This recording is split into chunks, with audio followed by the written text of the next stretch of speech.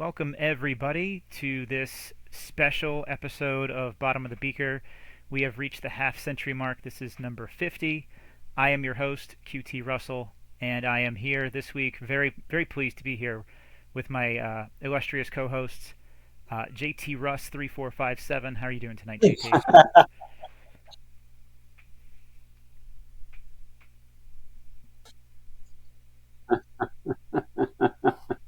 I wasn't sure I was going to have a QT Russell. Yeah, you're doing great. Indeed. And who's It's not one of us. who's your sidekick over there? The one next to me who's not the cutie. Yeah, exactly. Yeah, this is. Quick dog tastes after you, Justin. Hey, quick, we were looking at some of those renders that Beaker did with Midjourney, and we were like, "Oh, that's quick draw." And Strucer looks, and he's like, "Oh, that looks good. That's me." Hey, man, if it looks good, I have to claim it, right? Yep. Yeah. So obviously, baby brother here. Baby's back. We are keeping it very sloppy. So we are on a little bit of a family vacation, and we try. This is like third setup of like location, microphone, between background noises, internet connection, and a spot to record where we're not going to wake up babies and stuff. Turned out my twin size bed fits both of us. Yeah. And of all things, I can't believe you Yeah, trusted big me 5-0, dude. to run the show on the number 50. It's like such a milestone. And you're like, Quick Draw can run this one. And I'm like, You did great, man. we'll see Yeah. about that. Yeah. It's going to be sloppy. We'll help for the producer. But He's good. We're gonna fix it all in post. If we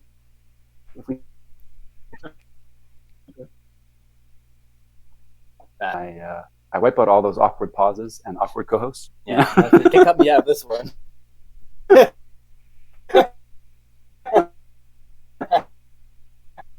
I'm What are we talking about tonight, boys? in true sloppy fashion. I'm having difficulty hearing you guys. So I don't know if Oh it's. no! I think it might be my connection. Hopefully the chat can let us know if there's something that they can't hear. But if I give a blank stare after you guys ask me a question, that's probably why. But we're gonna keep it fresh tonight. We are going to talk about a double-sided artifact, one of our favorites from this set, Heavy Subsidies. And JT, you have a really spicy Heavy Subsidies deck that we've got showing up here right now. Psi E Filovekis. Want to talk about that one a little bit? Ooh, Philippines. Yeah, I don't think I've ever said Philovekis out loud before, just right this second. So Yeah. that's pretty exciting too. Oh, DataForge saying that we had bad connection. Okay, so Okay. hopefully Zencaster is picking up things well, and will come out all right on the podcast side. So bear with us while the internet weather is poor. But this is a super fun deck. It's a magical deck. It looks very dirtly. It is very dirtily. Call it like we see it, Yeah, but of the magic that it provides, there are 2 copies of Heavy Subsidies. So you can possibly get keys up to 18, key cost of 18. And to go along with that, you've got a Martyr of the Vault that just will not stay dead. So this deck actually makes heavy use out of offering to kill a god to smash the Martyr, tuck it under the offering, and then bring it back as a token, which Sandhopper, one of the 2 Sandhoppers, sends it to hand and then back into play. So round around this Martyr of the Vault goes as your opponent climbs to 18 and then gets smashed back to 5. But super cool. And I was drawn to this deck first because of the double Heavy Subsidies. But there's just an awful lot going on here. You've got Timothy the Damned, you've got cleric token, so they're trying to make keys, and you can very consistently capture 1 or 2 here and there. You can use Timothy or some of the other capture from Covetous Hema or Shrewd Investor to stop those ascents to the key cost threshold.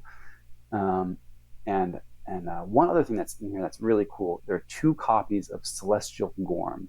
So very often what you'll try and do is build up a critical mass underneath offering Kilogog. So say you've got 5 or 6 um, 5 or 6 tokens waiting in the wings with the offering, and then let them loose. But just before letting them loose, you play your Maelstrom. So you wipe the board, make 5 or 6 clerics. Next turn, right, you've got heavy subsidies out. You're reaping for 3 with each of those clerics, and then Celestial Born brings back the heavy subsidies. So key costs go right back to 6. You've reaped for 15, and your opponent's sitting there at 5 or what have you, because Martyr of the Vault came down and Granny-Biter let it fight into a bad attack or something. So super cool. A lot of shenanigans. It's very dirtily. Key costs changing all over the place. I think it really illustrates some of the cool upside to heavy subsidies, and also illustrates some of the it has some holes. It has some holes, and it illustrates where you kind of don't necessarily want your deck to be lacking, and the fun in playing it is kind of navigating between those two. Yeah. So we've been wanting to talk about this artifact for a really long time, and I kept putting this off because I still don't have a heavy subsidies deck of my own. So finally we said, let's just do it. I've opened enough decks. I'm not going to find one anytime soon. I started playing now in stereos, which we have up on the right, Argumentative Monty. We'll talk about that a bit more. But yeah, I decided we couldn't put this off anymore because this is such a cool card, and Sai is such a cool deck that really, like you said, illustrates a lot of different synergies that you can have with the heavy subsidies. It's a great like sample study of like what's possible with this artifact.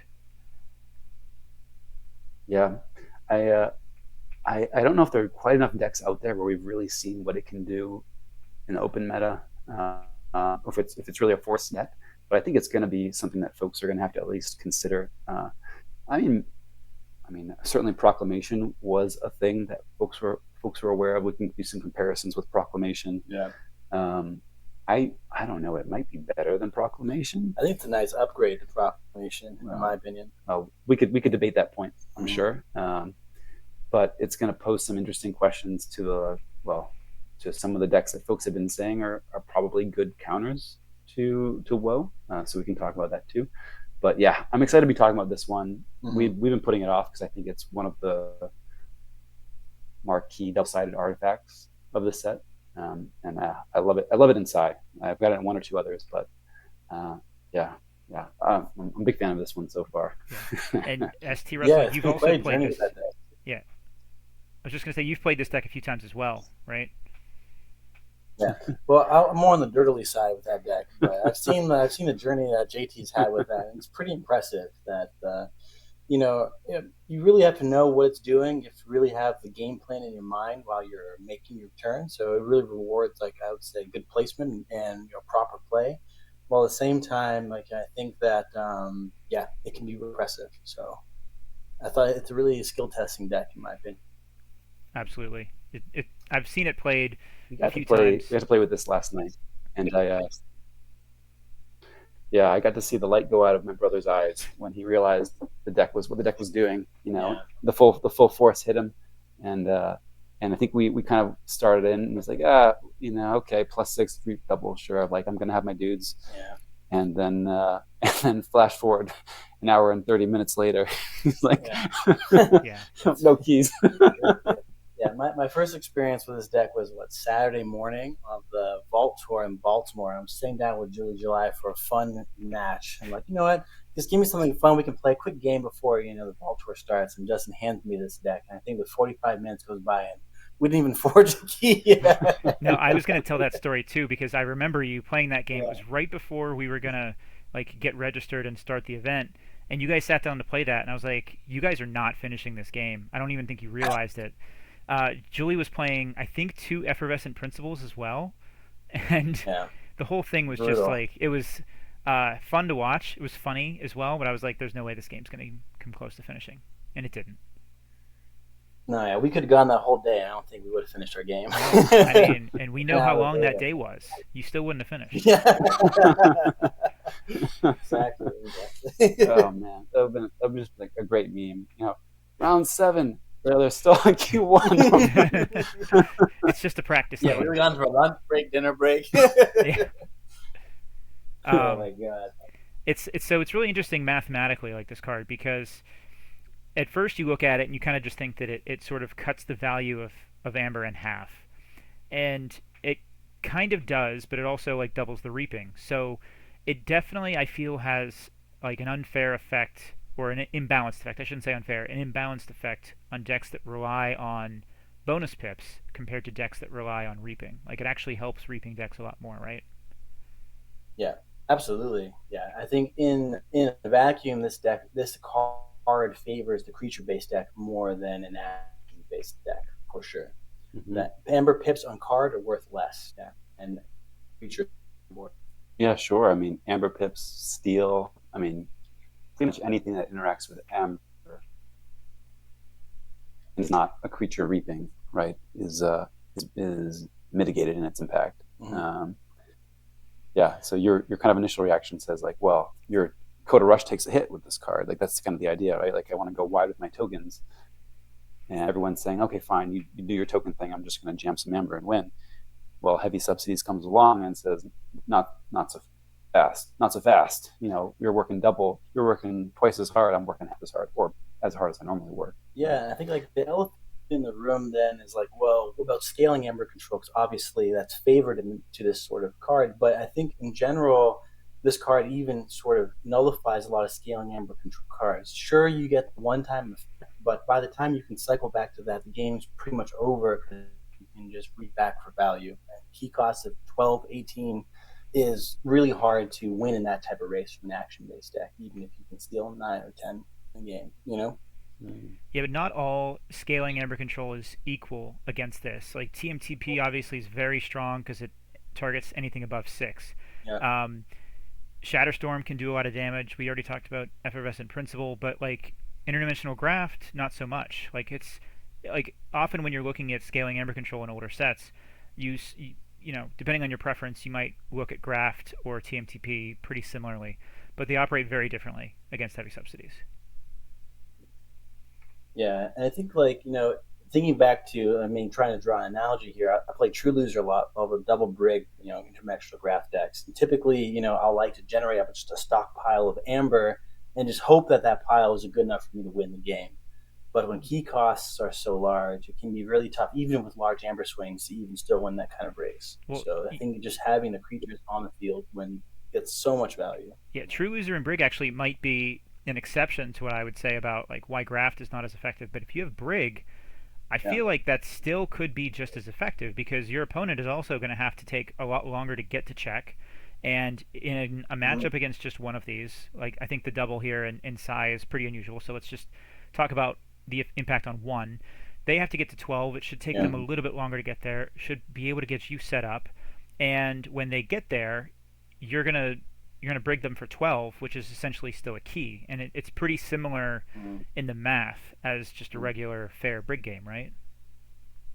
So yeah, I think a fair graft is hurt by heavy subsidies, right? Because you can Yeah. go up above your key cost with less risk is kind of the idea. So the 3 or 4 you steal because I went to I went to 12 hoping to forge at 9. You stole 3. That hurts less than if you stole 3 because I went to 9 with the key cost of 6. Mm-hmm. Kind of relatively. But against Brig, like against True Loser, or a deck that's going to brig me consistently, I don't think I play heavy subsidies until after you brig the first time, Hmm. right? Yeah, So makes so I want to sense. forge my first key at 6, or hopefully maybe my second key at 6. Let you play your brig, and then double up your key cost on the Mm-hmm. second key. Very smart. So essentially, we use my subsidies to counteract one of those Yeah, combos. it's fair. Yeah, Yeah, and you already talked earlier but about yeah. the use of Celestial Gorm with this card. Like that's another cool interaction where you can get them to a point where they're below 6, and you're bursting up, and they're thinking you're going to forge for 12, maybe 18, and then you just use the Celestial Gorm to take it away at the right time for yourself, and you're able to go right back into it and play it. So you get that cheap key, hopefully, but they don't. Mm-hmm. Mm-hmm. Mm-hmm. Yeah, Celestial Gorm, destroy them all, auction off. They're not an in-house, but your own artifact removal. Like Sai does have an auction off. I have auctioned off my own heavy subsidies before, so yeah, it's interesting in that this card is double-sided in its effect, but the timing is not double-sided, right? Because Keyforge is turn-based, I'm going to get the first use out of it, assuming that I have ready creatures. Well, I'll get the first use out of it. Hopefully, I have ready creatures, there to go, so I can get rid of it immediately, or just kind of be one up on you in the like turns that we've gotten to use the heavy subsidies or get benefit from the reaping effect. So I'll almost always be able to either get the first use one more than you have, or the last use one more than you have. So in that effect, okay, that's diminished the longer it sticks around. But if you can time it such that, in the case of Psi, where I'm hoping to drop one or two the turn after a whole bunch of tokens get made, then I can get a real big immediate boost and be kind of up in the race to the higher key cost, which is kind of interesting. So it is double-sided, but there's an opportunity to break the symmetry in the timing of it. So it's interesting to me because we're seeing that heavy subsidies combos with hard R, your own hard R, or even just any artifact control. It combos with scaling amber control, and it definitely combos with high creature control because you want to be in control of the board, because you want to be the one reaping, make them just get their money off of pips. So like it's funny because those are the three things you look at for a meta score on decks of Keyforge, and this seems to combo pretty well with each of those, right? Yeah, that's an interesting point. That's a really interesting point. It sort of rewards you for having I don't know, a deck that fits well into the meta, as it were. Or what we think is what fits in the meta with the Metascore. Yeah. Although at the same time, it's also so maybe it matches up with our thinking, or maybe our thinking matches up with where the designers are trying to push us a little bit, right?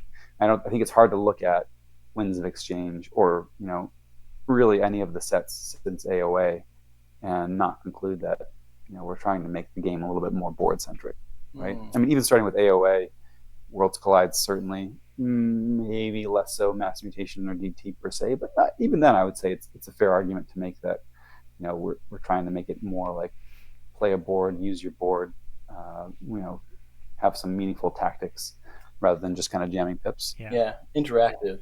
Yeah, more interactive, board-based interactions for sure. I do like that. I think it's a good move design-wise. I think it's a much more elegant answer to Dust Pixies than an Infernus is. So this is, I think this is a really cool direction to go to force people to play the board more. It's very interesting design. I'm a big fan. I think it's a very, very smart card. It's a smart card, but I think so. You were talking before, Seppi, about like, okay, if I've got one TMTP, I'll play through it. You'll steal, 6 once, and no big deal. It's kind of like you stealing 3 in old money, old money times. But if you're seeing like 2 or 3 TMTPs, I don't know. Are you still feeling bullish about playing the heavy subsidies? It's tough. I think that in that scenario, you have to really think hard about the strategy. But it all depends on your other tools that you have to back up the double heavy subsidies. I think by themselves they're not enough to beat those types of very I'd say heavy punishing high amber decks. But if you have your own rant and rives, or if you have other ways to mitigate those types of bursts, then sure, you can even try to play through them with your own mass amber control tools. It's interesting. Yeah, I've been playing Psi a decent amount against randos on TCO and even against some kind of teammate decks. I've yet to really face a deck playing multiples of TMTP. So it's not very common. Not that common. I mean, I know JDG's got a few, so maybe I'll have to jam some of those. He's got some very strong multiple TMTP decks. It's uncommon, right? It's uncommon. Yeah, it is uncommon. It's uncommon. No, that's uncommon. It is uncommon. Yeah. I feel like people tend to have more Ronnies than they do TMTP. But Yeah. So Ronnies are hitting very often, but I definitely feel the lack of C in Psi. Like when that deck loses, it's because it gets outboarded. And it's not that hard to get that deck outboarded. It doesn't make too many tokens. It makes a decent amount, but not too many. And the creatures that it does have are not so large and voluminous. Voluminous. Luminous? Is that the right word? Could be. Could be. It's a word. It's a word. Okay. Now it is. They're not so prevalent where you can just keep jamming them out. You have to get really creative with your gray riders to fight and the sandhoppers to clear damage and things, but put a lot of effort into making the one maelstrom reset things for you. Yeah. Yeah. I could see that for sure. Go ahead, what's up? No, I was just going to say, like, I was noticing a similar thing. I'm looking at the C values in each of these decks, and you do kind of rely on the Maelstrom as your one way of clearing a large amount of the board at one time. Pull up stakes is pretty good for that too, but everything else is kind of just a creature here and there. The Thingamabob is a great card, I would say, with the heavy subsidies, right? Yeah, really strong. Flies under the radar, yeah. But with subsidies in particular, yeah, you finally make your key. You've got this huge board. Everything's exhausted, and I get a turn to catch my breath. So it doesn't really sound like much, but the tempo, that one tempo, can actually be huge. Yeah, especially against another deck that's doing a similar board-based strategy. It's an easy way to gain huge tempo swing in your favor. Right, you get extra turns to root your creatures. Invites them to overcommit, which is, I mean, a thing that will entice you to do. Right, keep putting out more duders. Though I feel like it's probably more correct often to just keep reaping out. Yeah. But yeah, that bubbles too. There's a bubbles in there. Excellent. Love bubbles with all the Bryozoics running around, but also with Sandhopper. Bubbles is great. So double Sandhopper sends those bubbles around. Yeah. It has a Sybil like Wayfarer, Waymare? Yeah, Sybil something. Something like that. But that card's pretty good too. Card's gas. Can be good.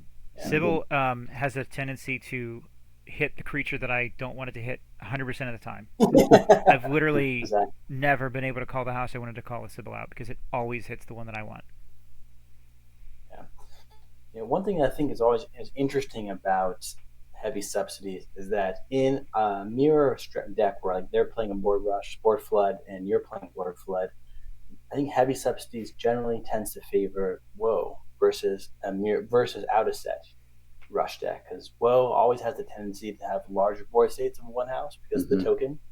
So you can definitely have larger delta through reaping than your opponent just because you're token creature. Yeah. That's an excellent point. Not something we've really talked on a ton, I guess, but like a lot of Woe decks have a main house kind of built in, right? Because you may have lower creature counts, but your tokens are all centered in one house, right? So you might have a bigger board at times with a non-Woe deck, but you just have a tendency to see larger boards within a particular house. Yeah, especially with a lot of token generators, the potential to have more creatures in one house is larger than any other non-Woe set. Yeah. Your token here is a cleric in this deck, so it's pretty weak. Do you sometimes wish that you had like a defender in here instead? It's a really good question. I've gone back and forth on this token in this deck, and not just idly either. I'm so in ABR League this week we're playing Alliance, and so I am playing this deck, or at least some of this deck. Let's say some number between 1 and 3 pods of this deck, and I was sitting there saying like, well, what token would I like? Like, would a fish be better? Because I start thinking like, I really want to go into Unfathomable for this big maelstrom. Would it be better to just do the fish before? These things kind of start floating around, or maybe an Equidon token would be good. I will say though, the Amber control from Cleric is very welcome in this deck. Yeah. So I think for that reason alone, it justifies its existence in the deck. I mean, you could say, yeah, sure, life would be great with a Prospector. It would be maybe stronger in an absolute sense, but I don't know if it would be the same deck doing the same thing in the way that it is right now. So, what about Legionary Trainer and Scholar? Well, Game 2 draw card sounds good. Yeah. I think everyone's been talking about Legionary Trainer and Scholar lately. It's kind of all the rage at the moment. But like I like what you said about the cleric though. Like it does suit, I think, your play style, and it suits this deck well because of the Martyr of the Vault, where the cleric will allow you more time to delay a little bit, and then whenever you're ready to kill the martyr, you'll have ways of giving them back some amber first from the clerics, or maybe they will just fight it back from you, and you can use the martyr to get rid of hopefully more amber than you would if you just got them off whenever they were at check at 12 or 18. Yeah, I was gonna say I agree with Quick Draw. I think the clerk is a fantastic token. I think if the deck had just a little bit more token generators, it would be even more standout. Did you say clerk? He did say clerk. I heard that. Is that like a fab token or something? No, cleric. Yeah, you're right. You said it right. Just messing with me. Looks like a clerk. So the first game I played with Argumentative Monty, just to kind of like for science, trying to figure it out and learn about it a little bit more. First game I play with it, I go up against a Coda deck, and wouldn't you know, like one card that you wouldn't really think ever has value or is a problem at all, I ran into a Keyhammer, and they took away my 18 amber key, or no, I guess it was a 12 amber key, and gave me back 6. So there's like some weird cards like that, like Keyhammer and Break Key, that suddenly have a lot more value than they used to. Is there anything else that comes to mind for you guys, like weird interactions with older cards? Wow, that's interesting. I mean, Keyhammer and Break Key are really cool. I hadn't considered them. I think Shatterstorm becomes more potent. Yep. Yeah, anything that unforges the key is really strong. Really strong. I mean, Drumble is always going to stop you before you get there, right? It's not like a question. Well, there's all these cards that are asking you to overcommit and then punish you. Just punish you now, right? It's not a question of are you going to overcommit and take a risk? It's just you have to go there. Yeah. So Drumble's really cool. Keyhammer is very fun. I hadn't thought about that at all. Wow. Yeah, the Keyhammer. Well, I had thought of it. Yeah, that's really cool. Break Key as well, because I think a lot of heavy subsidies decks are going to be well positioned to go out to the advantage, and the Break Key is, I think, going to come into play probably more often than the Break Key will. The Keyhammer will. And so the Break Key, I feel, could have tons of value. But obviously that's just mass mutation, I believe. So, yeah, I don't know. You don't see Break Key very much. You don't, at least not getting this much value out of it. That's for sure. That's pretty spicy. Yeah, very spicy. Shatterstorm was a good one because, like, similar reason. As the heavy subsidies player, you're more likely to be built to, excel ahead like that, and they might be stuck on 3 or 4, but they're taking all your amber away at that point. So could be pretty effective that way too. Also, like maybe it's amber control effects that punish big boards. Maybe like Hypnotic Command, Psychomech, where even Mars needs amber. Gets you a lot more value, a lot more in those types of game states. But it's not really interacting with heavy subsidy. It's just more or less the actual style of the deck. Interesting. Yeah, we as a team have a mantra, ABCD, always be creature discarding or always be card discarding. And with heavy subsidies, you can't really do that as much because you definitely need your creatures. So you're right that things like Hypnotic Command, you might normally see a Hypnotic Command just be like, I don't need any creatures this game. But if heavy subsidies are out and you're playing against Hypnotic Command, you're going to need the creatures. So, I mean, you're not going to discard this, I don't think, just because they have a Hypnotic Command. But it's definitely something to look for. Yeah, maybe rage quit against Quixelstone, perhaps. Well, I mean, you have the tokens, so like you could, you could maybe go through the Quixelstone. Also, I mean, like your one creature that you play is doing more work than their pips. I don't know. I just meant just the tedious of the game. Oh, we're here for twice as long now. Yeah, exactly. Yeah. Well, I hope you guys don't have an early bedtime on vacation because I'm pretty sure we're going to play these 2 decks against each other after this. How dare you? There's no way around it. That's all right. So our mom asked us what we're doing. We were like, oh, we're recording a podcast. And my mom was like, well, what's the title of your podcast? I said, Mom, it's Hand, Brain, and Chump. I know which one you are. Oh man. So Yeah, gutted, gutted by JT Super Russell. sounds like JT's the Mama's favorite, Mama Russell's favorite. I don't know about that, but definitely, definitely the brain Uh, or the hand. well, we'll see about that. We'll see about that. Yeah, this will be interesting though. This will be an interesting game, Yeah. and one good for banter too, because the decision points in this deck, even whether to play heavy subsidies or not, uh, can really ask you to look and turns out and do some estimating, do some calculation. So it'll be Yeah. fun. Do you guys It'll be fun. see a future where heavy subsidies is popular enough to affect the meta in a meaningful way?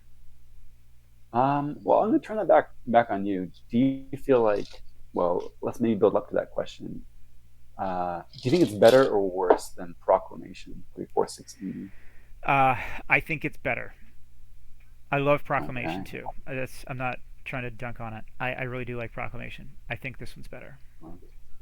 Yeah, I have a double proc deck that I love to play, and I think the heavy substitutes is a good balanced upgrade to proc. Mm. So I think, oh man, we're going to get the hate mail for this one. I think the biggest thing going uh, not in Proc's favor was that it was in AOA Sanctum, um, which I mean I love AOA as folks know, and no shade to Sanctum, but it was tougher to put together. It was tougher to put together kind of like lineups of AOA Sanctum that I don't know maybe gelled with what the rest of the set was trying to do. Like there was like one very particular type of deck that you got most often with AOA Sanctum, which was bunch of dudes with big bodies and lots of armor, which is not bad. It's not bad, but I don't know. I think at the time it was just kind of like hard to. It was a hard sell of the meta. You know, Proc is back though in this set, isn't it? Rock is back. Rock is Yeah, back. proc is back. So yeah, exactly. So where I was building up to that is we're going to see, now where that sort of deck is probably better suited. Which one shines more? I think that yeah, I mean, in if I had a heavy subsidies deck, I would want to proc in it. Oh sure. I think that I mean it's just win more at that point, right? If you're winning on the board, then you're gonna have it's just a more asymmetric game state. But the +2 never it was impactful, especially when the race is tight. It's very impactful. Mm-hmm. But +6 is just unfathomable from a Dakota Rush deck, you know. So Well, it's Sanctum. what? Yeah, I just meant like because I originally picked up that double proc in AOA because I thought like it would make the race like unwinnable from a Coda deck, but I still found myself even with their key cost at 10, I could get outrushed. Mm-hmm. But with double heavy subsidies, or even in a single heavy subsidy deck, I think that makes the race that much harder for the action based deck. Yeah, Mm-hmm. makes it quite hard to win. So Yeah. Yeah, And I think. Sorry, go ahead. go no, ahead, I was push just gonna on. say proc is like it's an interesting comparison, but it's not a double-sided artifact. It's only for your opponent, whether keys are +2. Yeah. They both, I think, are complemented very well by lots of C. But yeah, no one's going to argue that if you have a subsidies, you definitely want to proc with that. Like they go together like peanut butter and jelly. Those are a couple of really nice rares that you want to see together in this set. I think I would take the subsidies over the proc though. Take subsidies over the proc. I mean, Yeah. proc's always good. It's always going to be good. I think there are definitely going to be decks where subsidies are not good. So it's an interesting comparison, but I think there is higher ceiling for the subsidies. Mm. Well, the subsidies always gets its value of the card, right? Proc, you don't. They can turn off proc, So like +2 is not always in effect. It's not always asymmetric. Well, it's Oh, possible it's not. It's not. that subsidies gives you negative value as well. Like if they can handle your board better, or if they have better synergies, like the TMTP we talked about, like it's possible that it's negative value, whereas proc's not going to hurt you, just sometimes won't help you. Mm-hmm. Yeah. Yeah. Negative value. Yeah. Negative value. It's interesting. I mean, yeah. I don't know. I think I'm never sad to see proc. I'll always play the proc.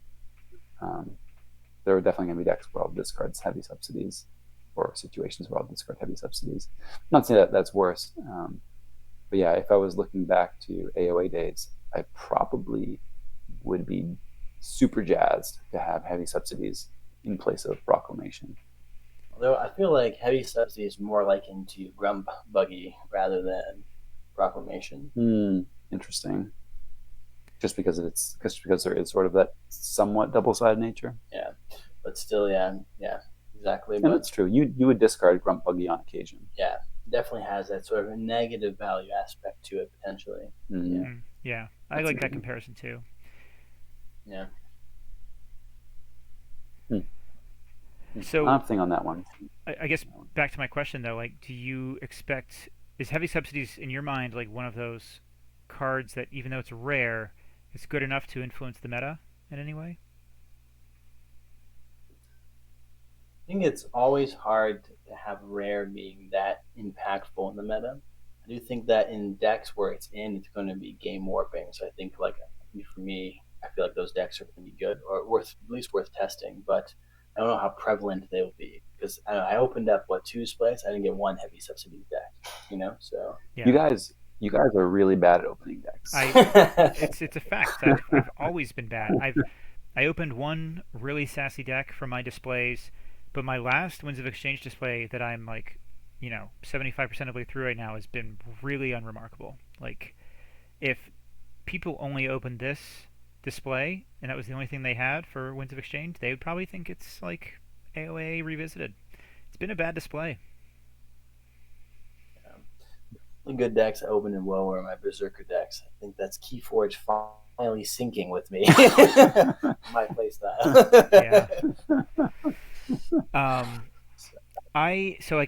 It's obviously an unfair comparison, but like I think of Eaton's Jar, one of the best cards in the game, absolutely impacts the meta. And like there are decks that I chose not to play at the Philly Vault Tour specifically just because of the existence of Eaton's Jar. So I don't think Subsidies will ever get anywhere close to that. The thing that I think of in particular is like Coda Rush decks, like the famous ones with 3 Dust Pixies and 2 Nature's Call and things like that.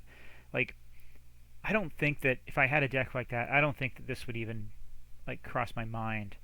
And I hope a deck like Psy can eventually emerge, and this is like an archetype that comes out of WoW. I think that'd be pretty cool. Even if it did, though, I don't think it would even make me think twice about playing a good Coda Rush deck. Yeah. What's the likelihood you play it, right? Yeah. I mean, it's gonna be the sort of card. I think Grump Buggy is a good comparison in that respect, where you'll see it and you'll be like, oh, this is a Grump Buggy deck, and then you do some mental adjustments, Yeah. I feel like Grump Buggy is also it's a more meta-defining card at uncommon rather than rare. Interesting. A more meta-defining card. Yeah, because you're going to see it. It's going to populate more frequently into more Brobnar lists. I mean, yes, it's AOA Brobnar, but if Grump Buggy was in Worlds like WoW, then you'd probably see it more of a game warping, more of a meta defining card. It's going to be in many more of these Berserker decks, or when it'd be. Man, Grump Buggy in WoW would have been ridiculous. It would have been very bad in WoW, and in fact, it's a good point that you probably discard Grump Buggy if you're playing against like a Berserker deck or something like that. Imagine nuts. That would be very bad. Yeah. I do think that Grump Buggy would have been an amazing addition to Worlds Collide. Would have made Worlds Collide Brobnar slightly more tolerable. Yeah. Really missing some key cards like Collide. That. I felt it would have been great in Worlds Collide. Yeah. I mean, and people do give Worlds Collide Brobnar kind of a bad rap. Unfortunately, the problem was that common rather than uncommon. But something like Grump Buggy could have cast a better light on some of those dirtly common, or not dirtly, but less impressive commons. Yeah, I think it would have made even Dinos just more problematic. Dinos more problematic. Interesting. It's now a passive way of Amber control. Key cost manipulation through big bodies doing stuff on the board. Just compounds Brobnar's real issue, which is that it got outclassed. Yeah, exactly. And they're bigger bodies that do better things. Yeah, it's true. Yeah, I'm going to keep searching for heavy subsidies, though. I really want a deck like one of these two here that we have on our team. These are really fun decks. It's a really fun artifact to play. Hopefully I can find one soon. Size 83? Wow, overrated. I'm just joking. Yeah. Oh, so you're looking at current SAS. Yes. I have the preview SAS Yeah. um, turned Which on. what does it rate heavy subsidies at in this deck then? I don't know if there's a So heavy difference. subsidies, it's rated at 2.16 total arc with an amber control between 0 and 3 coming in at 1.44. Really? 1.4. Yeah. Mm-hmm. Because it's currently it's Wow. maxed out at 4.5 Yeah. In the other deck, oh, in the current in SAS, you mean? Psi. Yeah, in the current SAS for Psi. Oh, Yeah. okay. Makes sense. The cards. Yeah. I think So Heavily it underrated. may have maybe one of the fixes. Like as we're going through the arc scores and wins of exchange, there's a lot of things that we're finding that max out or minimum too easily. There's so these mm, those kind of adjustments are pretty common, especially right after the set's out. So this one looks like it's maxing out pretty easily. Synergizes with scaling amber control, causes reaping, and creature count. And I think the creature count now counts token generation, expected tokens, and creatures together. And so it looks like that's a normal synergy with creature count, so that pretty much every Winds of Exchange deck will meet that threshold if it's a normal synergy. So that's probably why it's maxed out already. mm. Mm-hmm. Yeah, it's tricky. Sai has only 3 creatures in Sanctum, though the token is Sanctum token. Yeah. Yeah, Interesting. and Yeah. that is kind of one of the potential pitfalls of heavy subsidies that this deck exemplifies. It just doesn't have a ton of creatures, only 12 in total, with another what 10 and a half estimated from tokens. Mm. So even with those, it's not an overwhelming board when you consider that those tokens are all 1 power. Yeah. Um, yeah, yeah. I find board management is kind of a trick with this deck, and one of the fun things about playing it feels very much like juggling to manage those creatures as they're coming across the table and delaying with the subsidies with some of the other tools until you can use the martyr to knock them back down. Yeah. What's your record with this deck so far? Not great. Really? Uh, Not great. Oh, it's not 2-0 to me. Overall, let me see.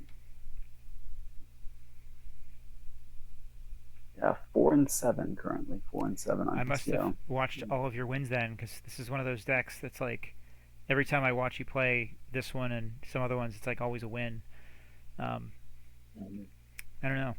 I just happen to. I think you guys step up your game whenever I go to spectate games. Like you and now in stereo. Like I never see you guys lose games on TCO. And then like I don't show up and you guys just getting stomped by everything apparently. Apparently, was throwing around a lot at the beginning, and I've the TCO kind of overall stats are just not great to go on because I play an awful lot of games, even in the competitive queue. Sorry to my opponents, and I'll be, you know, trying to push a line just to see how far I can push it, and not necessarily because I think it's my best chance to win from that point. Mm. Like, yeah, I think you've watched me play some of these strange shell decks, I was just gonna and say that. I've, yeah, and it's like I have better things to do than make more strange shells, but I just want to see what happens when I end up with a lot of strange shells and like what that feels like, because I'm probably not going to go for it otherwise. And if it is a really, really, if it does end up being very, very fruitful, like there's one that I'm actually selling currently. I wonder if it'll be a fresh mark. Maybe we'll see. Mm. Delegate Erica. Delegate Erica, it's coming in at like 91, 92 stats. Makes like 25 strange shells, and it has a token of appreciation and some draw abilities. And you know, it's like what happens if I have 15 strange shells and then I can just start making power turns or looping token of appreciation? Is that a thing that happens? Like, yeah, if I'm playing kind of maxing out on what I think is the best play earlier on, I probably get to a point where I've got 4 to 7 shells and do something different. You Mm-hmm. know. Um, so I don't know. I think it's fun and interesting to explore some of those avenues. So that I was my long-winded justification for why my numbers were so low with that no deck. that I love that. Like it's a really great way to learn. I think just try to do weird things and see what your deck can do, and not take every game so competitively. Like instead, just try to learn something Yeah. from your game as opposed to just like doing everything you can to win. You're not going to always learn as much that way.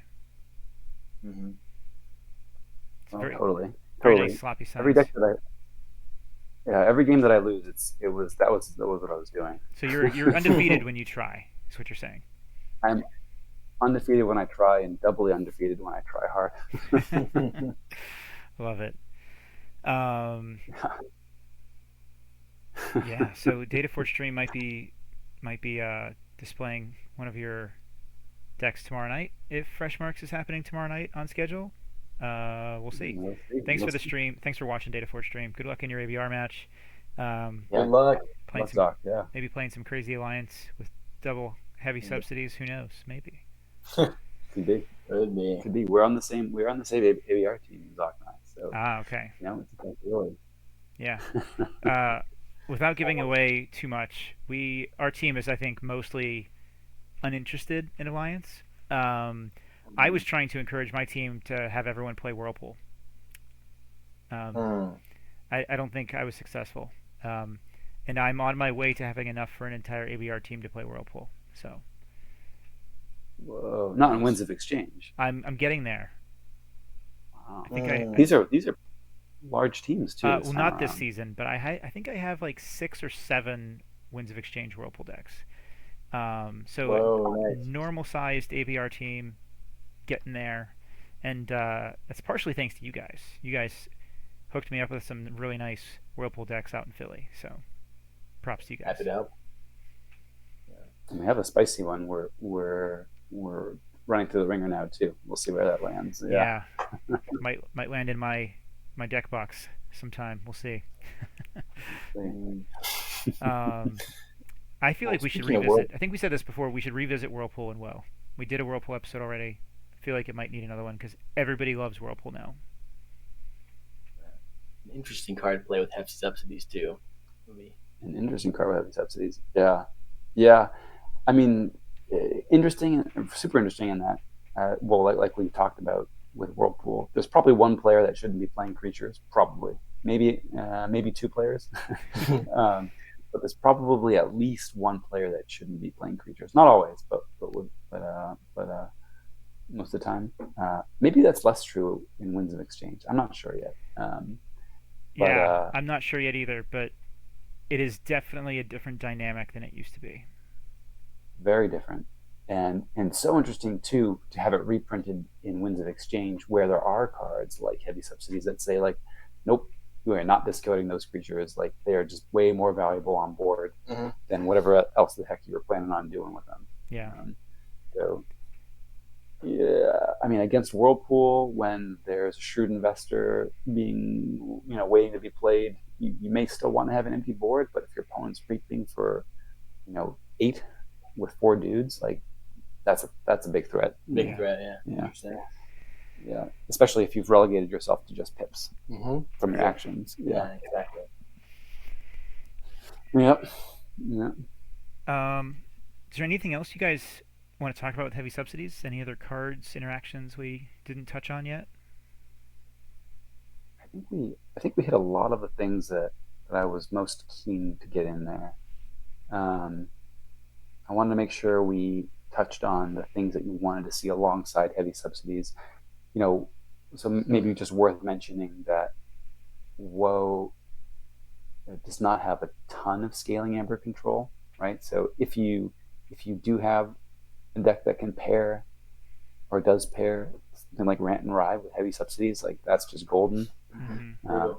But even you might be tempted to say, well, my mix of the tall minded is great.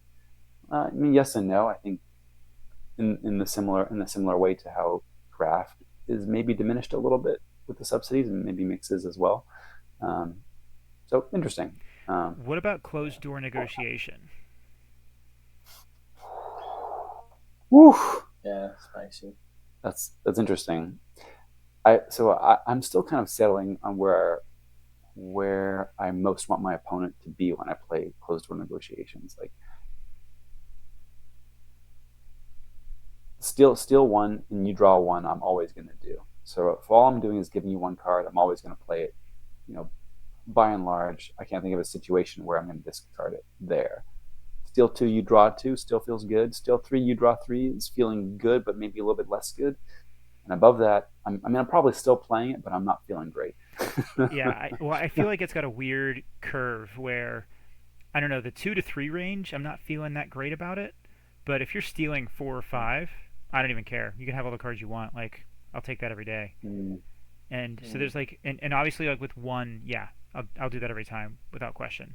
It's just like Yeah. that 2 to 4 range is where it gets a little bit foggy to me, where I'm like, I don't know if this is a good idea, but and then the reason I bring it up with heavy subsidies is because if you're able to forge while they're still up there, you could hit that thing for like six steel and 6 draws for them.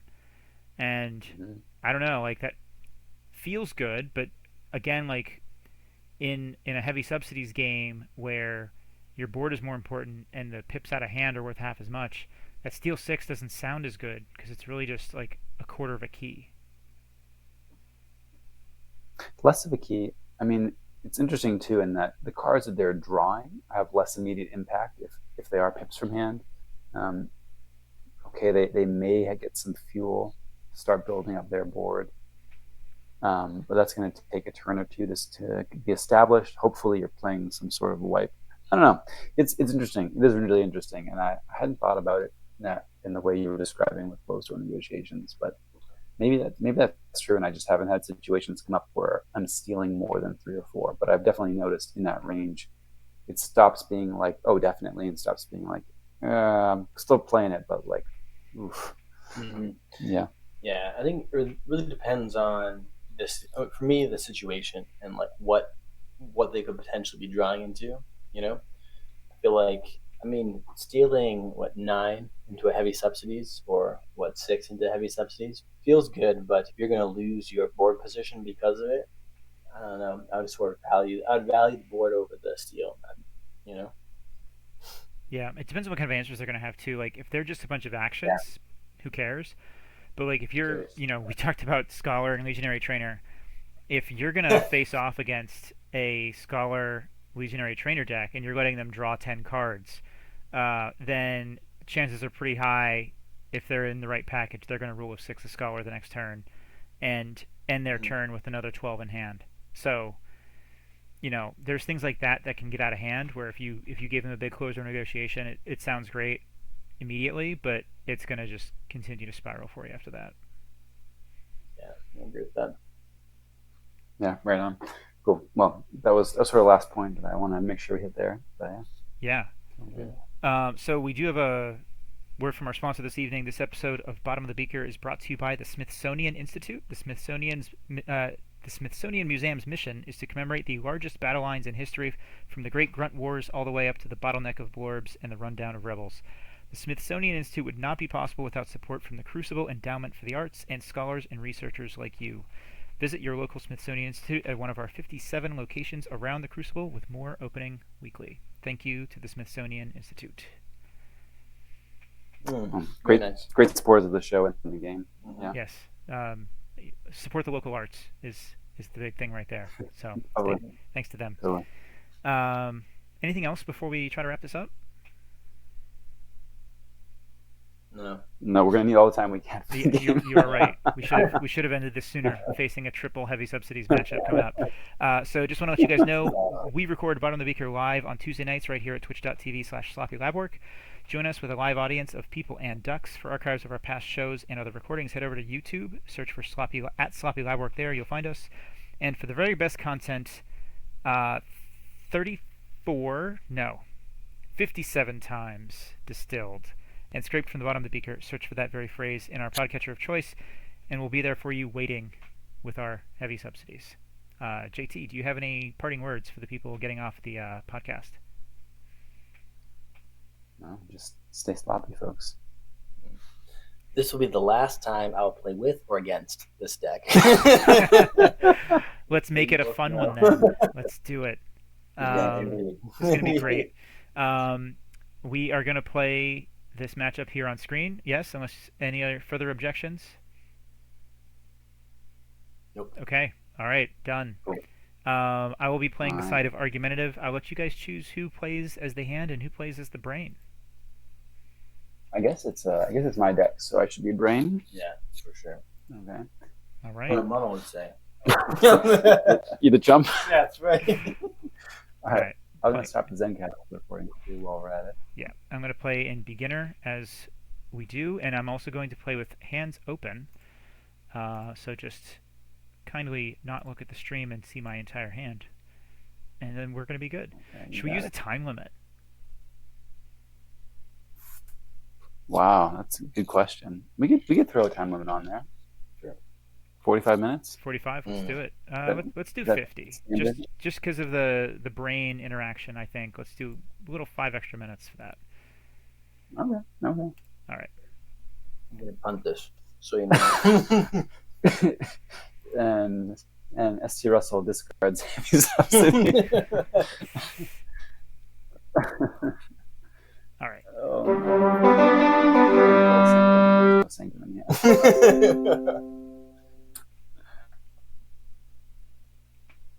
Okay, this one doesn't count against my my record with the deck. Just so you know. What does that mean? You're not trying? Is that what you're saying? Oh, I mean, we'll see. All right. Okay. Next to node 1, slow pings from the old TCO server on the Airbnb internet. It's pretty slow for me too, Good actually. luck. Have fun. Good luck. Okay. We're waiting to connect here. So what are we playing here? All right. Have fun, indeed. Well, I think I'll keep that.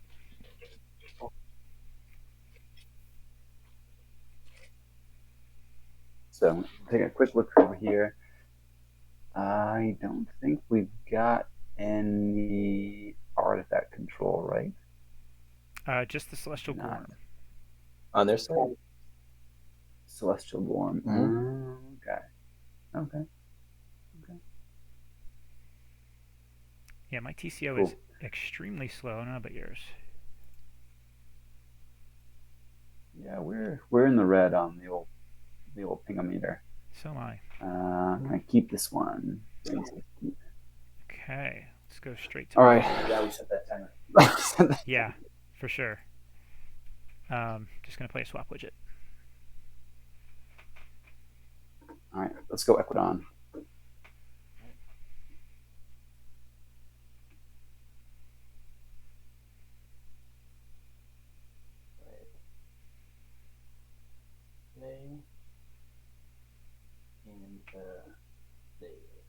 We got an Equigi Outpost, Sandhopper, and the Mirror Shell. Pretty good start. Exoshell system. Exoshell. Good start. Good start. Should I be announcing the cards that I'm playing? I mean, just Okay. I'm gonna Cool. muster a Rebel and play the Lightbringer Outpost. Get rid of that Cleric. Lots of damage pips in here for you. And the reason I kept the hand there is the heavy subsidies, number 1. Oh, mama. Nice. Oh, here we go. Wow. All right. Well, shoot. Yeah, shoot is right. That's right. Let's go Equidon. Auction it off. Yeah. All right.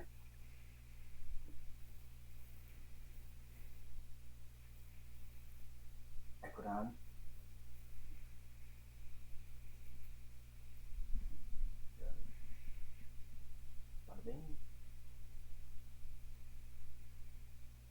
Play our Shrewd Investor. I'll choose not to do that. And then we'll first activate Sandhopper. Play the Shrewd Investor back into my hand, which will let me play a Timothy of the Damned. A little Clerkser here. On the right, we'll play our Shrewd Investor on the left. Again, we'll not do that, and then we will use the Ouija Outpost, put this guy in the bottom of my deck, and draw up. And pass. Just noticed what your token was that I killed. It's the Martyr of the Vault. Already gone. Yeah. That is got a big one. Got a big one. Got a big one. I did. Man, Timothy, you think? Yeah. What are you thinking? I would have held Timothy, but I don't know. It's too early. Well, it's a little early. This guy's great to get out. I didn't realize you had to back. I'm taking Timothy. That's my Timothy now. Oh, scooped up. Yeah. Well, Womp. All good. And I don't mind having that guy in the bin. Yeah, we'll get him back. Yeah, you'll get all good. You'll get it eventually. I might regret that kaboom. Discards kaboom. Very cool. Mm-hmm. Okay. All right, let's go into Unfathomable here. Okay.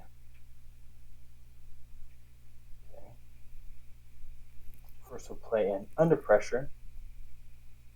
So I'll give it to your Harvester. Mm-hmm. We'll then put the Harvester on top of the deck. We'll play our Ghost Fin, which I sneakily played around your board control because I value him so highly. We'll play our Hema on the left flank, and then we'll play Sunk Cost. Now, you've played Mars, Sanctum, you have not yet played Saurian, so let's say likelihood would suggest, probability would say Saurian is what we're going to hit. And Sanctum leader. Got a Sanctum dude. Nice try. Okay. Dang. Okay. You had a good chance. You definitely had a good chance at that. We're gonna get a little spicy here, I think. Ooh, amphibians. Recruit. Okay. Token dude's coming. Ooh, Hisaro comes in, readies them. Nice.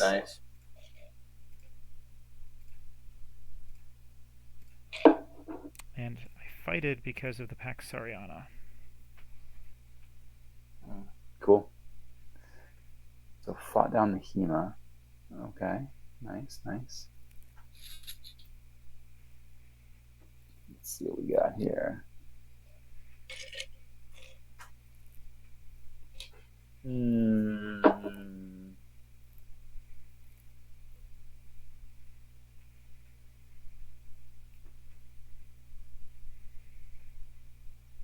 Let's go into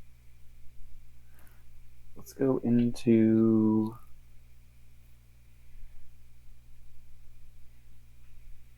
into Sanctum. Yep. All right. Throw down our Celestial Gorm. Yeah. Play Monster. Make a token to the left and then archive a card for us. You'll then also play the Grey Rider. Going to the right. We're going to fight one of these pesky grunts. Cool. All right. Cool.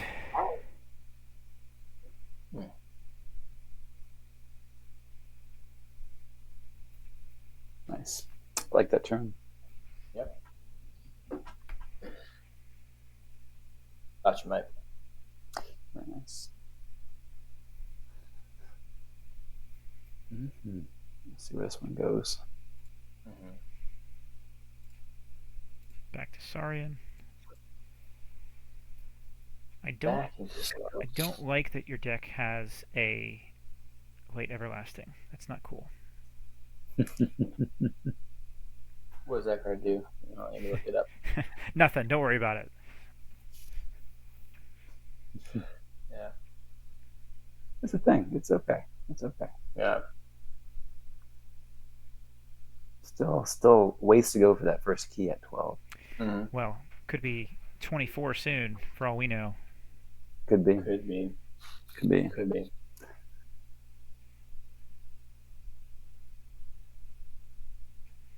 might just auction them all off. Don't know if I'd blame you, honestly. Mm-hmm. I've definitely gotten flamed playing this deck. Yeah. Nah, this is cool. This is a really cool deck. As much as I guess it. Symposium exalts the grunt. Nice. Damage coming down. Cool. Mm-hmm.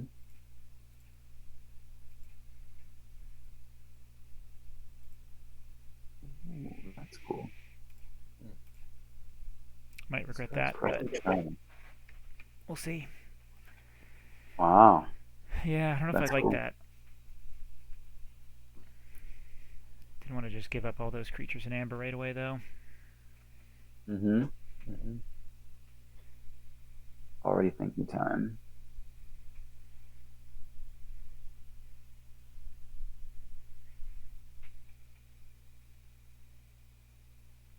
Hmm.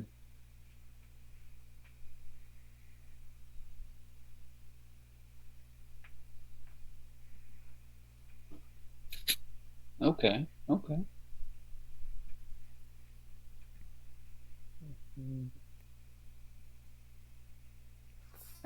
Thinking.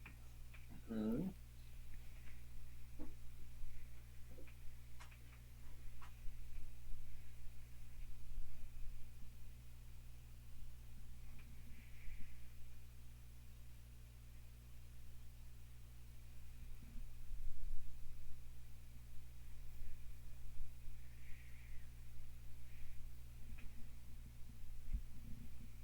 Who's the brain over there anyway?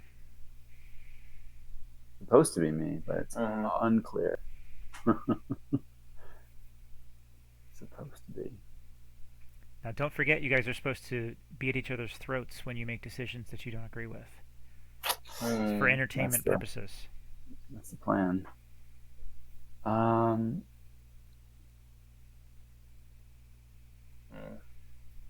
Yeah. It's a tough call. I think I want to go. Equidon. Yeah, I like Equidon. That's what I was thinking. Nice. Yeah, I really like that. Now, let's see if this can play out the way. Okay, cool. Yeah. Just checking those guys. Okay. Mm-hmm. Yeah. That's interesting too. We're going to go. Yeah, first. Yeah, I don't think we can stop this key, but we might be able to set ourselves up to be in a good position moving forward, perhaps. Maybe there's a way that I missed it. Let's see.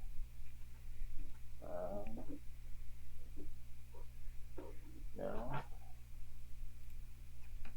kind of like this over this. Let's see. So we're going to go Equidon.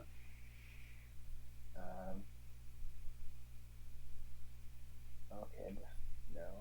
First thing we're going to do is we're going to play Forced Retirement. We're going to retire the. Let's see what's in the discard. He just went Saurian, didn't he? Mm-hmm. We're going to retire this guy.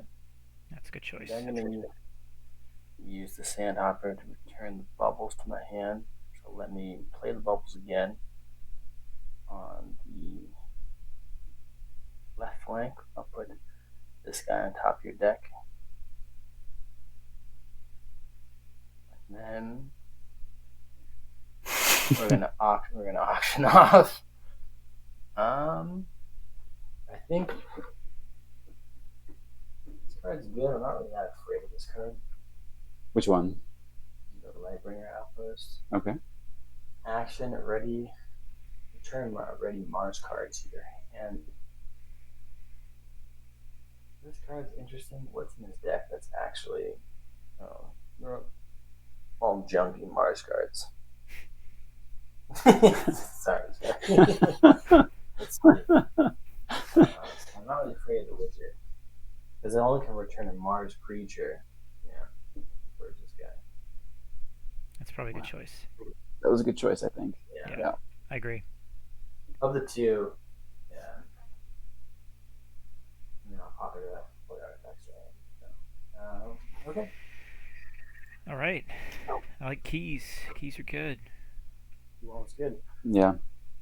I like the purge choice for sure. The Lightbringer Outpost could be really good, especially. Let's see, is there? Didn't see anything. No, Gathering the Summer. Shouldn't have done that. No.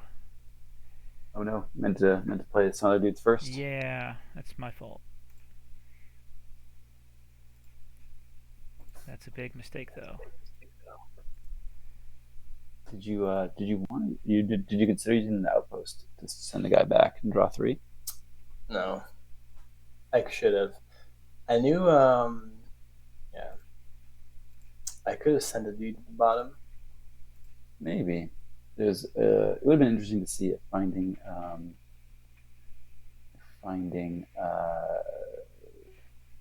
one of the investors. One of the investors to stop a check was worthwhile. But maybe hard to say. What sent the clerk to the bottom? Maybe. Or the Grey Rider. I wanted to keep the Grey Rider for a future play. Yeah. He's gone. And then I didn't also. I wanted to keep the bubbles. I could have put the bubbles to the bottom. But I had a feeling, we might need him for a future turn. So I decided to opt against it. And then I could have put the cleric, but then there would be one number up. Yeah, tough call. Yeah. Okay. Cool. All right, so here we are. Let's go Unfathomable here. Yeah, I like that call. So what, he just went to Mars. Going home, and then some dudes. Yeah, hasn't gone Sanctum in quite a while. So we'll go Unfathomable. What's this guy? After Reap. If you do make a token creature, what's in his discard pile? But we'll be purging some stuff. You could purge that Martyr of the Vault. Seems pretty good. Vault. It's a definite candidate. Oh, wait, is your Martyr in there? No, I'm talking about yours. Oh, on Martyr of the Vault. Interesting. No, we will not take our archives. Thanks, sir. We're going to write this guy. We will not do that yet. I'm going to play a Thingamabob.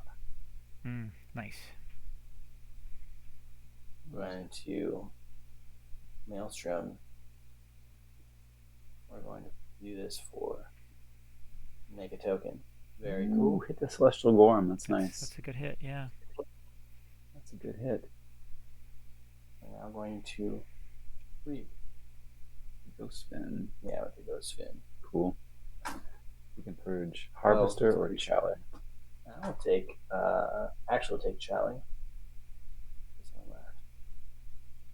Not too scared of the Harvester. The taunt could be annoying. Taunt could definitely be annoying. That's just enough to be annoying. 14, just enough. That's what I like. Check it, 14. That's what I like to hear. Sanctum will not take the archive. And melee kills our dudes on the flanks. I could play around. Interesting. Let's go. Ooh, keys, baby. Red key, please. Yo. Oh my gosh. Oh my gosh. I think I still want Sanctum here. Yeah, very good. We'll Sanctum. And let's let the degeneracy continue. Yes, we'll take this. Oh, at this current moment, you are higher, so we'll muster. This guy on the left. Yeah, with Cleric, it's kind of funky because you want to be higher even after the capture. Yeah, a little weird.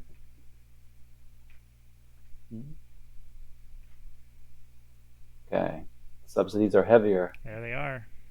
Super heavy. And we will re 4. 6. Let's go.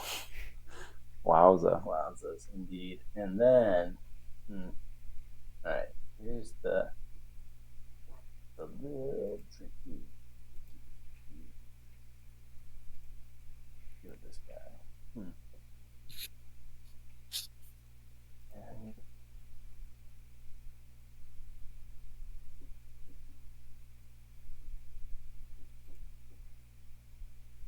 I wonder if he just. I actually think that's fine. You might hate me for this.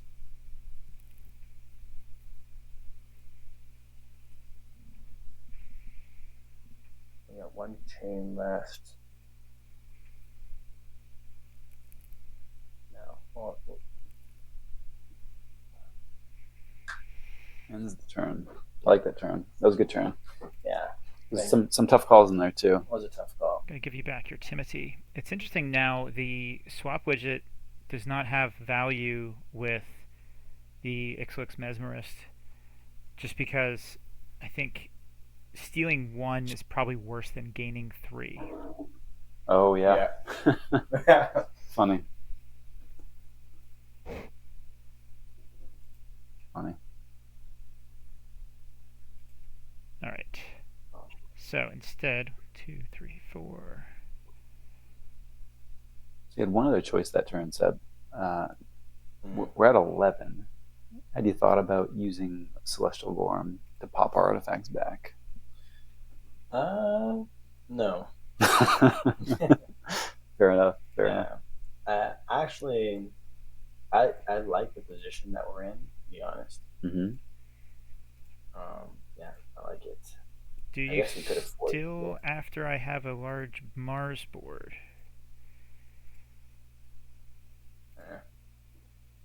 Take it or leave it. Take it or leave it. I know you don't have your Maelstrom anymore. Yeah, losing the Maelstrom hurts for sure. Okay.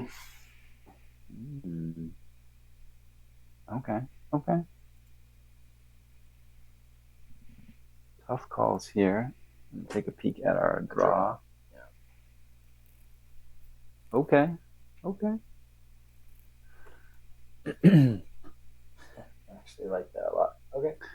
Yeah, I'm gonna go Equidon. Yeah. Equidon. Here.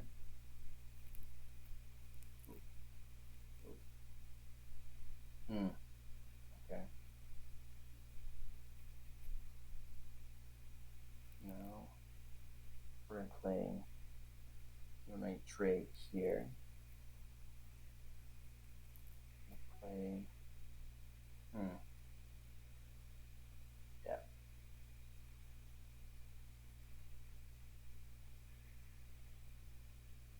You don't have some exchange program shenanigans, do you? I effed that up already. Oh, did you click on the guy to capture? Yeah, I forgot to do. I need to do that. Okay. It's just 1 amber. It's like a third of an amber. It's not a big deal. Yeah. Yeah, NBD. Don't click the dude. He just did it again. Okay. I mean, and it's just so tempting because it's highlighted. You're like, oh, I want to click the dude, but then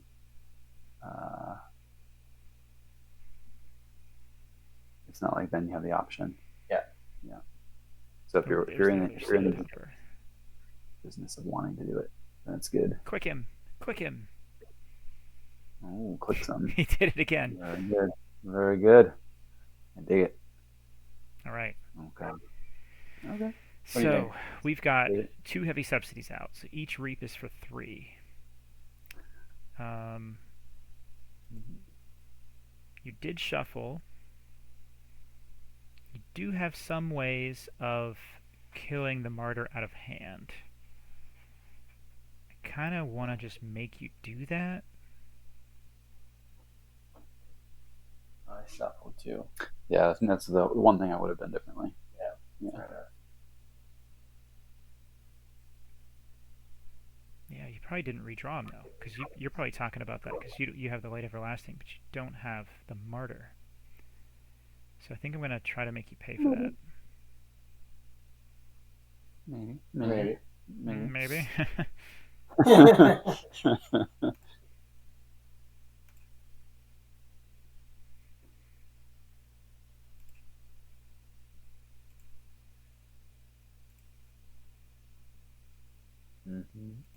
Makes a token. Cool.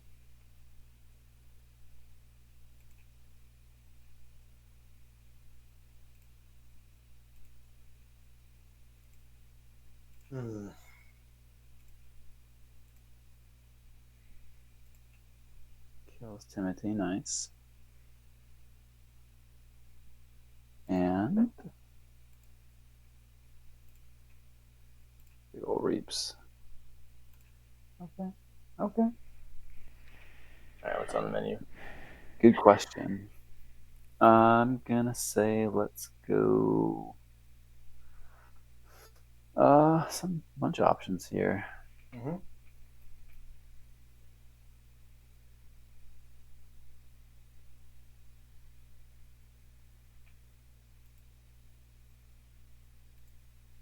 Let's go Unfathomable. Yeah. Unfathomable. Yeah. Okay.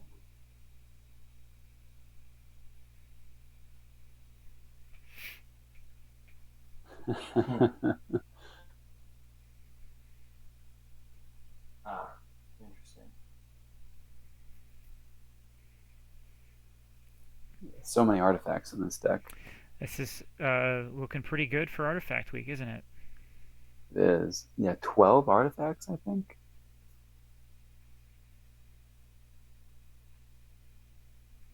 Makes a token. Cool. All right. I know that Sybil's going to hit the 1 in 4 shot here. It's like a guarantee. It did it. See, it did it. Every time. Every time. Without fail. Nice. What do you Got do? him. Yeah. Punt. Try harder. Yeah. Try harder. Exactly. Well,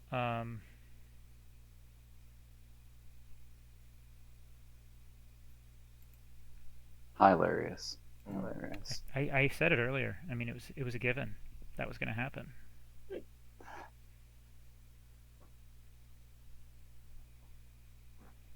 I got a plan, Jimbo. You got a plan. I do. All right, I like it. I got to figure out what your plan is. You do.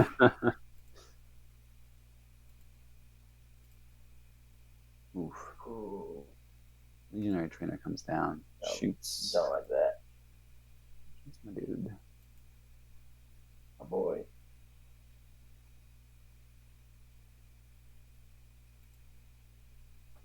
Okay, interesting. Place that sorrow. Yeah. That's pretty good. That is good.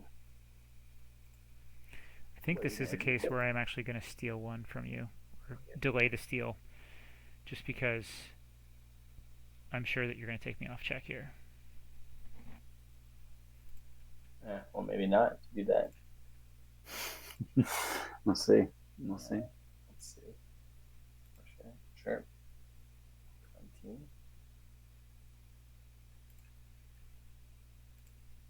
Inspiring Oration. Oof. Wowza. Wow.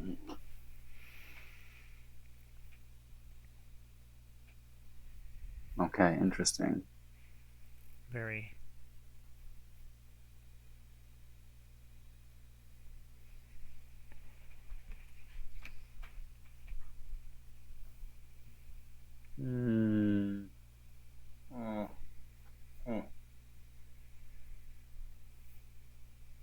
Amber on board for us. Hmm? We have 10 amber on board. For us? Mm-hmm. Yep. Okay. I'm gonna say Sanctum. All right. Sanctum it is. Yes. Take that. Yeah, I think there was a case to be made for not Sanctum, but it's a tough call.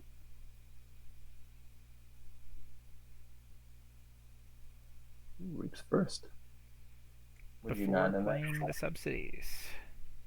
Depends if you're gonna play Subsidies or not. Yeah. I'm gonna play the subsidies. Oh, sure. Mm-hmm. Yeah. That was an accident. That'll happen. Big subsidies, yeah. Keys are 24 with 22 minutes left.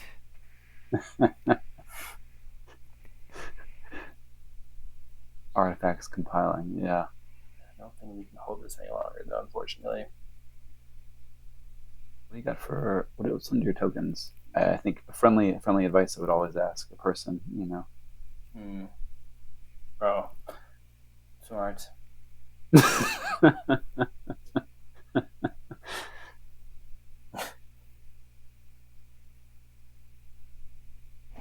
So I would say hand and brain's probably easier when you're right next to each other, isn't it?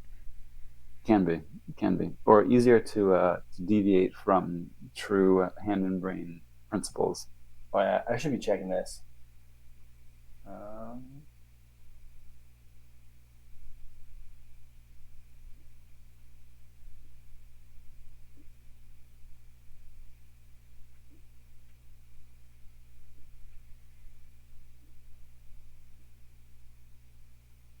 Interesting.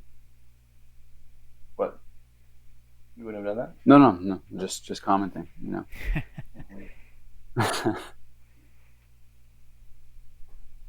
Ooh, Again? ooh. Are you serious? Wow. So a couple things from that one. Yep. Membership drive before you eat your token, right?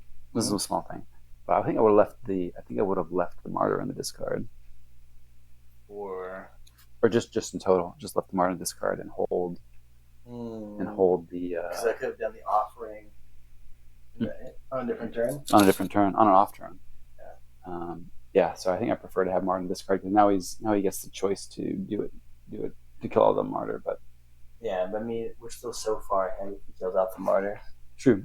And the other thing you could have considered too is if you're gonna play. Let's see, did we play? Oh no, because we put I put Timothy under there. Timothy under there. Okay. I was gonna say if you played the Timothy, but you can't play it yet.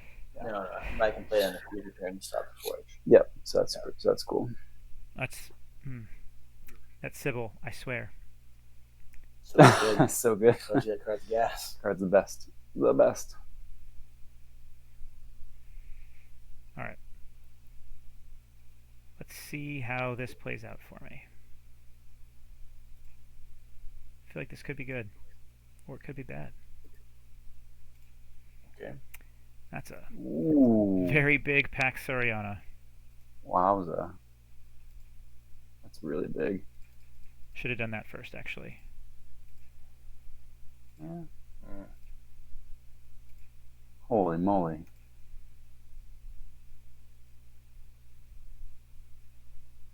Holy moly. Yeah. 30. All right, that's a lot of rebels there. This one's going into the Smithsonian Institute, I think. This one is going to the Smithsonian Institute. Wow, this is an interesting question. Do we care though? Do you care? Do we care? Do we care? Do we push for value or cash in? That's the question.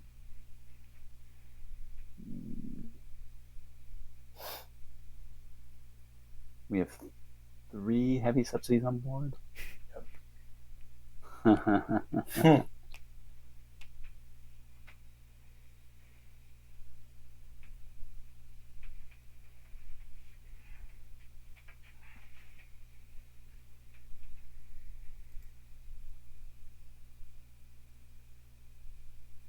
I'm just going to read over quick draws list here real quick.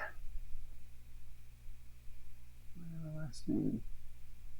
Not a ton of amber control outside of that. Maybe subsidies, huh? We have Mesmerist, which is warded. Yeah. With an amber on it. At least killable. Interesting.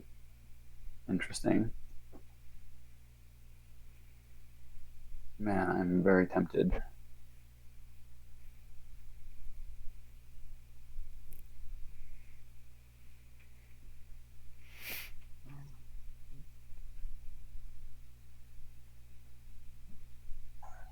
Can we go Ecuadon here? Yeah, I was wondering what the decision was. Oh, there is there was a case for Sanctum, I think, but I don't know if it's a very good one. I mean, you could do Sanctum, but we can get all the value out of Sanctum that we can the same amount of value in Ecuadon, right? Yeah, actually more because we can erase this amber here. Just delete that. Let's see. Let's see it. We might be thinking about different turns. Yeah. Well, let's see. Okay.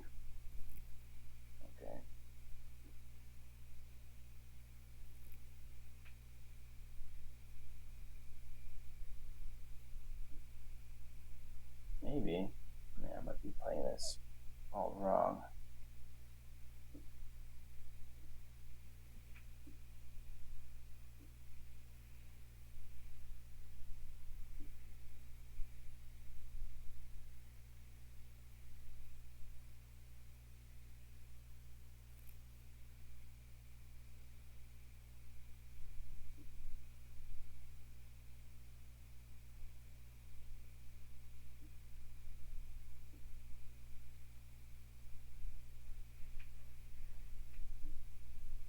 Okay, pull up stakes, gives him back the investor amber, and maybe I should have fought the legionary trainer instead. I think it's cool. Okay. They're 39 amber to our 24. Okay. Mm-hmm. I think what we want to do is we're going to have to kill him. Can't exactly get him. Oh, this will.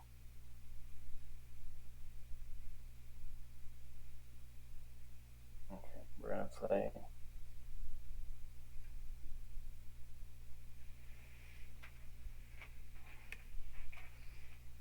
We're gonna purge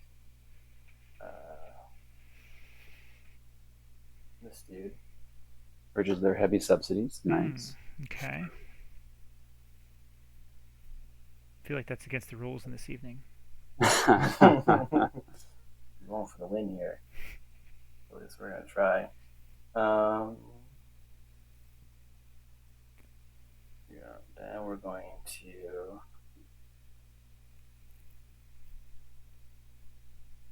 Ouija outpost. Okay, breaks the ward on Martyr. Then offering to kill a dog. Destroys Martyr, sends them back. Cool. To his 35 amber.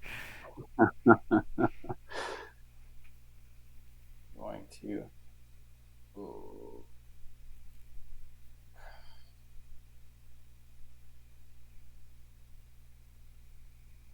Can. What do we have under here? That's that.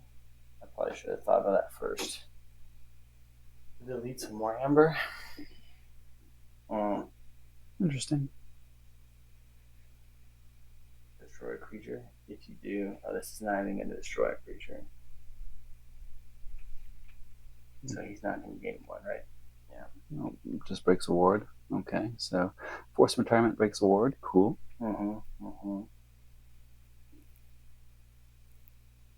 Celestial Gorm sends back the artifacts to hand. Yep. It's a strong play. Strong play. Yeah, you left Martyr on the board for one turn, I believe, and I literally could not kill it. And I did not have my scoop up. Had you not exhausted my Mars, I could have taken it back with Swap Widget and pulled away your Martyr for good. Because the scoop up is what I was digging for all game as an answer to the Martyr. Yeah. And now you're going to, well, you could probably force retirement if you get it back. You most likely have your other one. Or you might not. See. But I think it's basically over anyway. So I think I'm just going to try to... If I reap, it's only going to be for a little bit.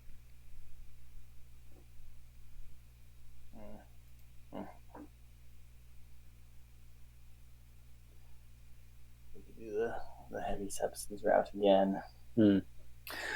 So yeah, the play I was considering, which might have been interesting, used offering second ability to put Timothy in as a token, send Timothy back to hand, and then play the Grey Rider.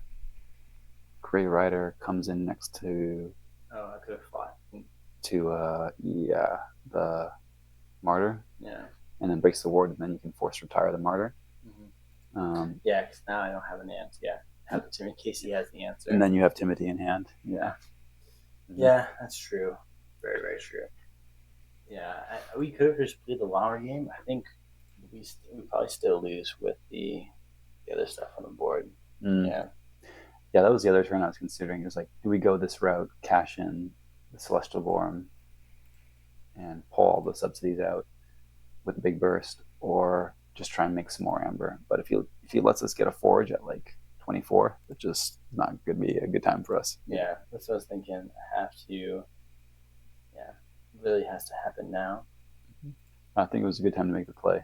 Yeah, I think with Timothy in hand, we'd be in really strong. But I was checking his hammer control. I think probably in an okay spot. Yeah, I think we're in a decent spot. Yeah, we'll see. There's that scoop up. Yeah, needed it sooner. That pesky Sybil. Mm-hmm.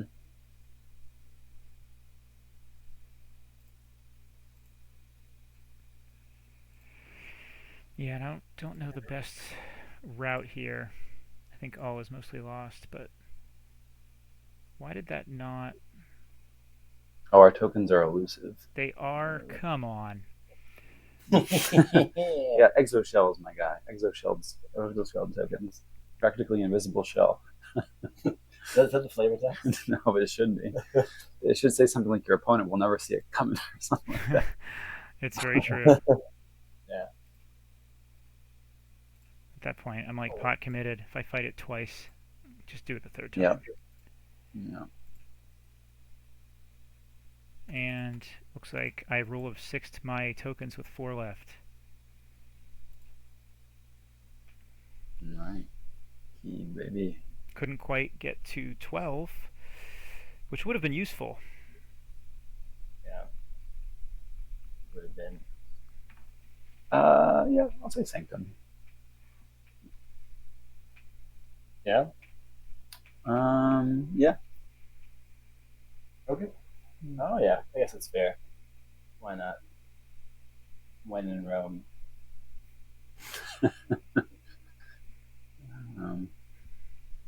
Yeah, I guess we just played Zoud and stop the Forge, right? It's your call.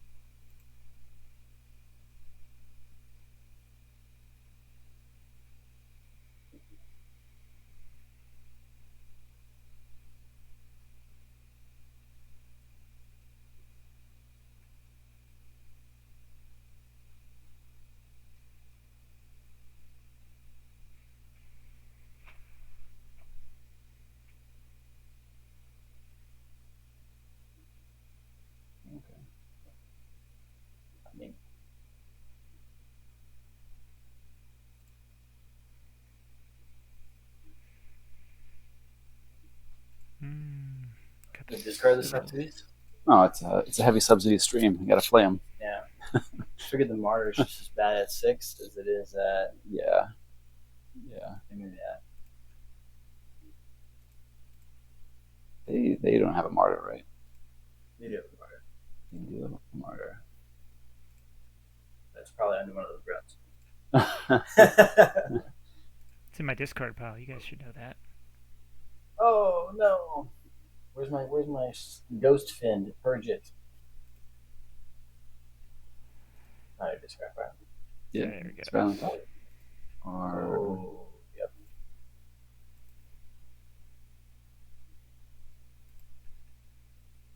Oh, it's in the discard pile now. Yowza. Oh man. Okay. All right. Unfathomable then, I guess. Yeah, this is an interesting call here. You think so? No, I guess the only thing I can do is to Or I guess we could go Sanctum. I mean, that's an option too. Sanctum. Yeah, we put these. I mean, I feel like I have to pop these. Actually, I'm gonna change my mind. Let's go Sanctum. Yeah, let's go Sanctum. Yeah. Yeah. Yeah. Don't like it? Don't like it? Um. Hmm. Why Sanctum? Too late now. Listen to the brain. Yeah. The rain. Yeah, go Sanctum.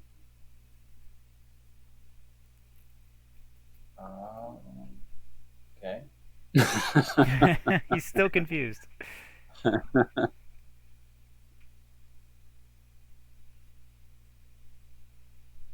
think.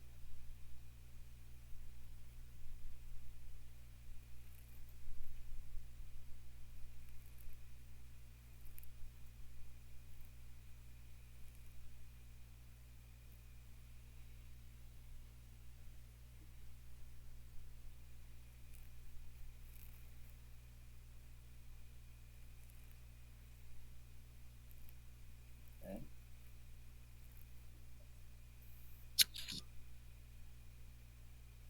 Although, mm, yeah.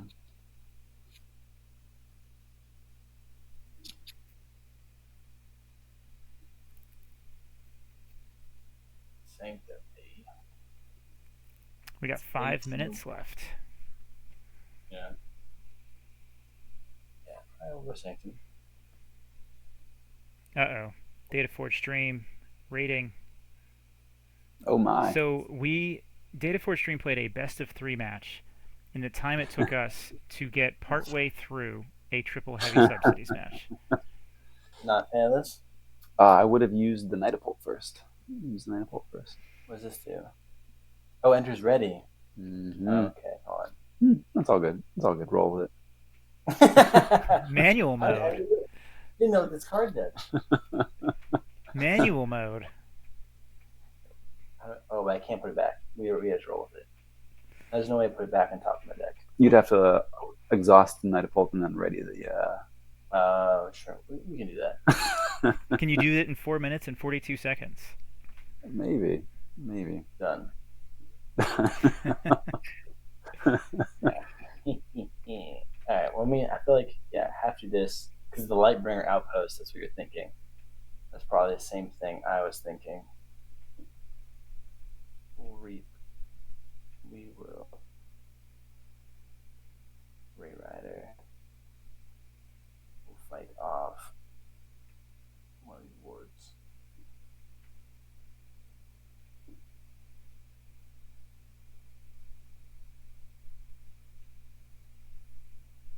The flavor. And then, I'm just going to discard this. All right. Just because. Oh. Such bad form. Such bad form. All right. I don't think I quite have an out here. That was where I was thinking too. Well, even in the Unfathomable, I don't think you had to have either, right? Unfathomable. I mean, we're in real. If we go Unfathomable there, it goes to 8, and then you pop the Outbringer to hand too. I don't know if I would pop the Gorm there. Oh, really? If he's on Unfathomable. No, I think I think the Gorm is what you needed. I didn't redraw the. It did not redraw the Martyr, so I don't think it mattered. But yeah, we had the Maelstrom in Unfathomable, which is why I was wondering why we didn't want to do that. Mm-hmm. But yeah, either way, Maelstrom would have been interesting. We could have gone Maelstrom, taken out a bunch of those, and stack the top of his deck, so there's no drawing into answers at least. Mm-hmm. I mean, we did not have a ton coming either. No, we were done. We were gassed. Exterminate. Well done. Oh, that's really interesting with the grunt. The grunt, yeah. Exterminate. Mm-hmm. Yeah, one of the beefier tokens, right? God, this deck's a mind puzzle. With the TCO lag, it might take me an extra 2 minutes just to reap here. You might be better off with the tiebreaker. I'm not sure. Tiebreaker rules? Yeah. I'm pretty sure quick draw wins in tiebreakers. The size of your battle line is one of the tiebreaker rules. You just gotta draw it with banter for another 2 minutes. All I gotta do is just keep playing these million cards in my hand. Yep. And I think I do win the tiebreaker now. You definitely do. You definitely do. Well played. Although interesting, how does this work with Timothy? Do you get to forge keys on the tiebreaker rounds? I don't remember. Yeah, I think you forged through Timothy. You forged through Timothy. I don't have to double check on that. That's interesting. I think so. I think that came up in Philly for you. Was it for you or was it someone else? Yeah, someone else was. It came up with someone else. Yeah. Well, the guy scooped because of it, right? Something like that. There was a scoop, and it was a question of whether it was a premature scoop or not. I don't think it made a difference. I don't think it did. Well, I'm calling that a win for me because you purged a heavy subsidies and you discarded 2 heavy subsidies. It's just poor form. We still played heavy subsidies 4 times this game. To tier 1 quick draw. Tier 1. I did my best. Take from that what you will. I had 100% play rate. I was really banking on the the scoop up at the right time, and I never found it. You're playing to your outs. If you had it, it would have been good. Yeah, I wanted to hold it, but then I had the chance to take the Timothy, and I thought that was good for a while, especially since your Martyr was already gone. And it took you a while to get the offering to Kilgog out, too, so I thought that I was mostly safe to, like, try to burst up, and then you wouldn't have an immediate way to kill the Martyr. So. Yeah, at least I didn't see it, so I could play his turns better. It was tricky. I mean, there were some kind of funky turns. It's a funky deck. It's a funky deck. Yeah. So 3, 4, 5, 6, 17 Mars creatures out right now. Yeah. Holy moly! I believe this just goes to show the power of woe with this kind of deck. You know? Mm-hmm. Yeah. And the Pax Ariana in here too. Yeah. Very strong. It's pretty strong. Yeah. Even against any other deck with every single card in the house, a creature, you're still outclassing them, right? Yeah. Well, so strong. Pretty crazy. So, well, I'm just proud that we finished that game before the time was up. Thank God! Oh my God! He's been dreading this game all day. I wish one of us would have forged for 24, but did you guys do it once?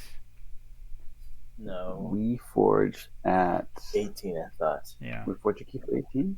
Oh, no, we forged at 12. The first key at 12, and then the second key at 6, and the last one at 6. Yeah, I paid for 12, you paid 12, you paid 6, I paid 6, and then 6 for the last one. So you guys actually forged for 6 twice. Yeah. Not bad. Yeah, that's the Celestial Gorm. That's a pretty good combo. Really good. He's really good. Bargain. Bargain. Yeah, the Celestial Gorms work really well in there. Yeah. Sure. With the Martyr, that's a great combo. It's funny we both had that same combo, but you hit my Gorm early, so I wasn't able to try to pull that off. I was looking at, was that a sunk cost hit? Could have been. I think it might have been. Yep, it was a sunk cost. It's a good hit. Would have been nice to have your auction off have to target that instead. Mm-hmm. Yeah, it was nice to not have to hold that for the Celestial Gorm. Yeah. And you have a double Gorm in that deck, right? Yep. Yeah. Double Gorm. That's very nice. Yeah, the artifacts come together really well. 12 artifacts. Whew. One more. The double Sandhoppers, too. They can do a lot of work. Oh, yeah. Yeah, the double hand Sandhopper is so good. Very good. It's so good. And a scrap scrounger too, if you need to do some shenanigans with getting artifacts back. Yeah. Yeah, the crazy thing is the sandhoppers with the outpost, I think, dug us like 3 cards deeper toward the bottom of our deck. Yeah, it's nuts. And you can reshuffle. So yeah, the card I put under, I drew with the outpost. Solid. Really, really cool combo, sandhopper. Yeah, Totally. definitely. All right. Well, got an early morning this morning, so thanks for the game, guys. Glad we could stick around and get this one in. Oh, thank you, Matt. No, thank you for the draft. Totally. That was fun. It was a fun, grindy one. Yeah. And thanks to the folks on the chat. Yeah. Thanks for sticking it out. Yeah. Thanks for coming back, Data Forge stream. Hopefully we'll see you for some fresh marks tomorrow night. And yeah, thanks for watching, everyone. Yeah. Thanks, everybody. Thanks, everyone. Catch you on live.